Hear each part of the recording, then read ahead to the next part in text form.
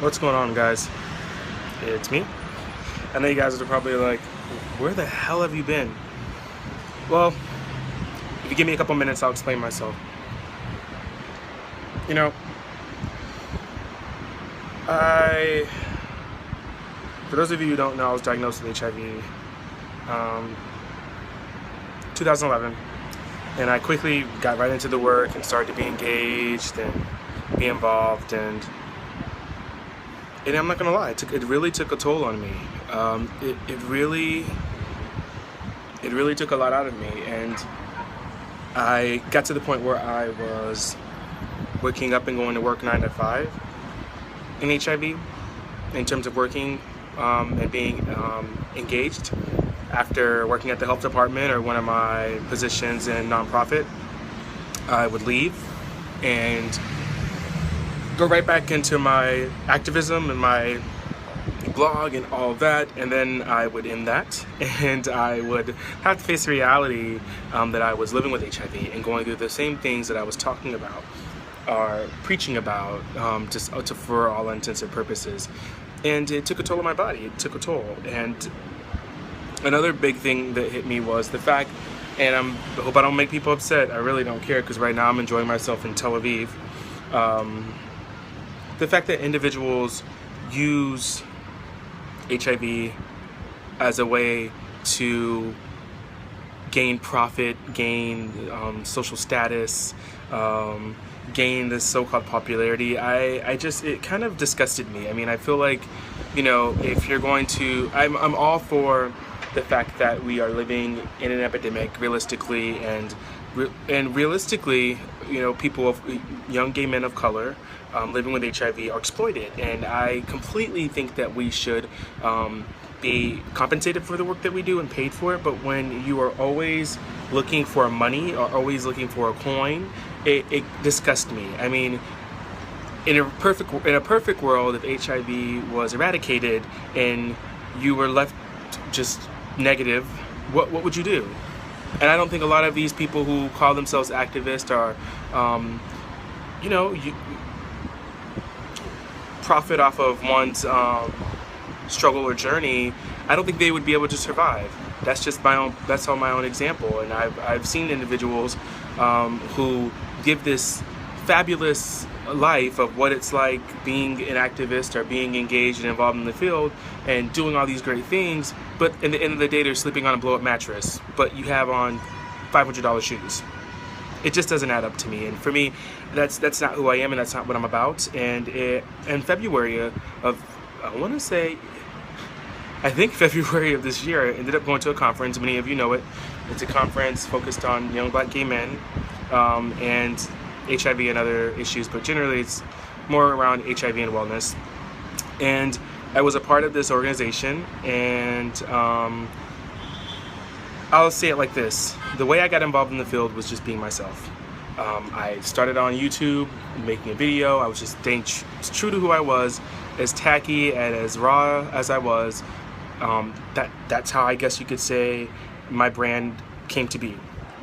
But through my journey in the last 3 years, individuals have tried to change me. They've criticized me for how I dress and how I do, and that bubble burst at that particular conference when people were trying to say, you need to dress this way all the time, you have to wear a suit and tie when you present, you need to be around our group or fit into our clique or fit into this box. And people on the outside looked at that as elitism, and that's exactly what it was. As much as they wanted to deny it, it was elitism.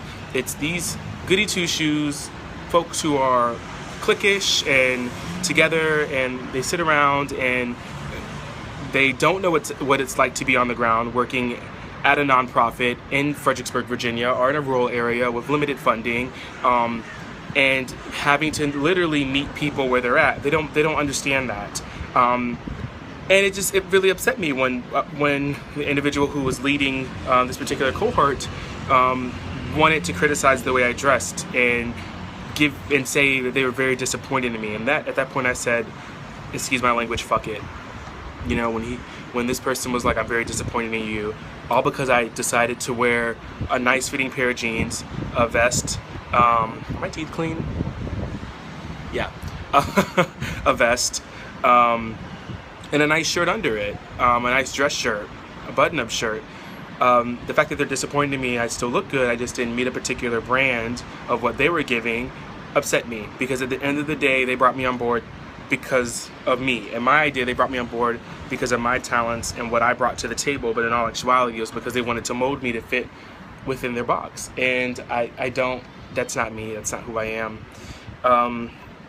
Anywho, yeah, it was surprising because at that particular conference, when I was in a suit, I didn't get as much attention and much great conversation as it was when I was just a normal guy, the normal guy that started the Pause Life with Patrick and started these videos and grew into the Pause Life and brought on board people. And so that really hit hard and it really hurt, and I have to apologize. That's exactly why I haven't been as involved, and I burn out and I needed a break.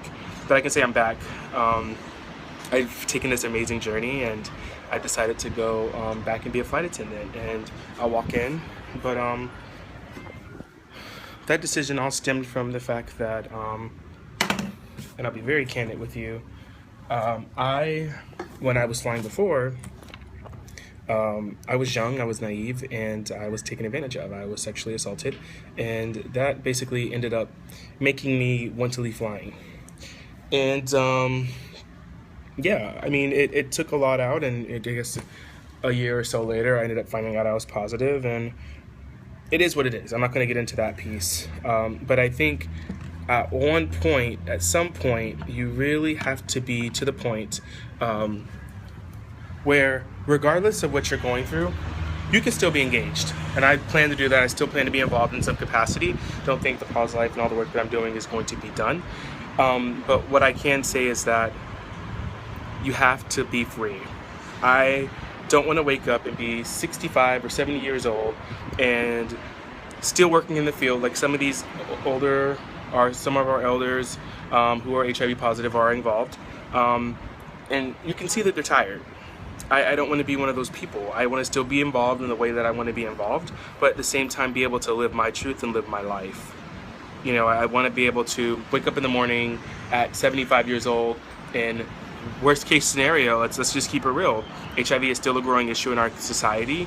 Young black gay men are still impacted. I'm aging with HIV. There's a vaccine, but there's no necessary cure. I want to be able to say that when I wake up, that I'm happy with my life. I'm not miserable, I'm not depressed, I'm not having an identity crisis, I'm not having a late life crisis. And that's why I had to go and spread my wings and fly. I had to go back and do what I had a passion for and what I love, and I challenge you to do that. I challenge you, regardless of what you're going through in life, regardless of what you're dealing with. It could be HIV, it can be families that don't support you, don't support the fact that you are transitioning into something bigger and greater in your mind, and they don't see that. Live your truth. Live your truth. My parents were not huge fans of me coming back from flying, but now they see how happy I am, and they support it 100%. And I have great friends, not people who I just associate myself with. I have actually great friends who have supported me in more ways than one. Thank you, Davia, but have supported me. And you have to have that foundation, and even if you don't have it, still live your truth. You have to. It's essential, because you don't want to wake up one morning and be depressed. And I was going through that for a while, and that's why a lot of my work started to sag. I started to just not really be as engaged. I was super depressed, and I was starting to lose myself. And so what I'm telling you now is that I have to look at you in my eyes, or with my eyes, that I'm going back to how I used to do it. You know, I want to give the experiences of Patrick, living with HIV, being a young black gay man, and I want to stop really talking at you. I want to just share my experiences in my life with you and allow you to do the same on the Pause Life. And I'm challenging my colleagues on the Pause Life to do the same. Just be engaged, just even if it's just picking up a phone like this and just having a very candid conversation. Let's do it. I'm all for it. You know, the road in terms of getting through living with HIV is very hard, but I think I'm at the stage of my life where I'm finally accepting who I am and what I'm dealing with, and being positive and trying to find my way. And I really encourage you all to really do the same. And and just do what you have to do. Stay adherent, go to your doctor. And, you know, I'm not going to say when I was depressed, I was really struggling with that, but it has to be done. To stay alive, you got to take your meds. So I just challenge you to just be happy. Holistically, it's great to just take some time out, really evaluate your life, and set up a game plan.